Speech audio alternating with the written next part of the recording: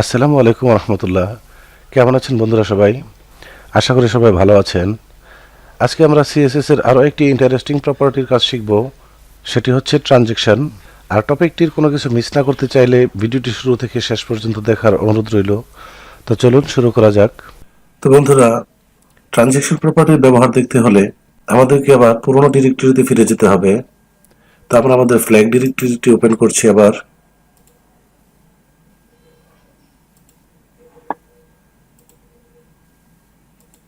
দুটি লেআউটে ভাগ করে নেব। HTML ফাইলটিতে ক্লিক করলাম, CSS ফাইলটি ক্লিক করলাম।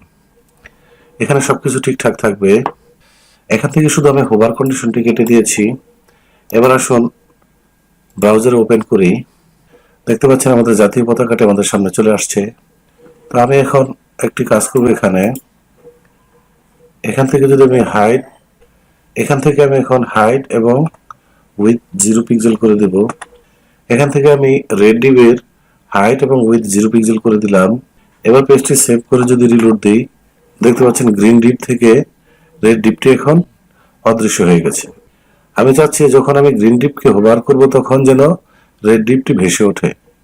তো আসুন সেই কাজটি কিভাবে করা যায় দেখি। সেই কাজটি করার জন্য এখানে একটি কন্ডিশন তৈরি করতে হবে। কন্ডিশনটি হচ্ছে, প্রথমে গ্রিন ডিপকে ধরব, এখানে স্পেস না দিয়ে কোলন দেব, লিখব হোভার, একটু স্পেস দিয়ে লিখব রেড, অর্থাৎ রেড ডিপকে ধরলাম, সেকেন্ড ব্র্যাকেট শুরু এবং শেষ করলাম।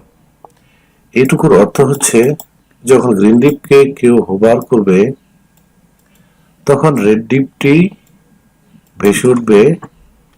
রেড ডিপটি যখন ভেসে উঠবে তখন তার উইডথ হবে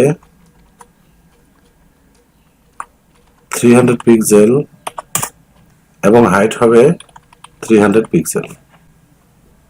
বাস, এটুকু কন্ডিশন আমি লিখে দিলাম। এবার পেজটি সেভ করে রিলোড দিলাম। এবার যখনই আমি গ্রিন ডিপকে হোভার করব দেখতে পাবেন রেড ডিপটি চলে আসছে। তো আমি এই ইফেক্টটি তৈরি করতে চেয়েছিলাম।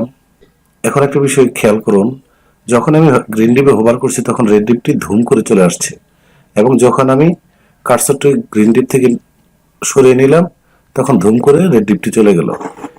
আমি চাচ্ছি এই আসা যাওয়াটা একটু স্মুথলি হবে।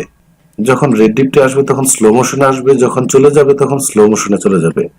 তো এই কাজটি করার জন্য ট্রানজেকশন প্রপার্টি ব্যবহার করতে হবে। ট্রানজেকশন লিখলাম। আমি চাচ্ছি 1 সেকেন্ডের মধ্যে রেড ডিপটি স্ক্রিনে আসবে এবং 1 সেকেন্ডের মধ্যে চলে যাবে। তো এখানে ট্রানজেকশন প্রপার্টি লিখে ভ্যালুর জায়গায় 1s দিয়ে দিবেন।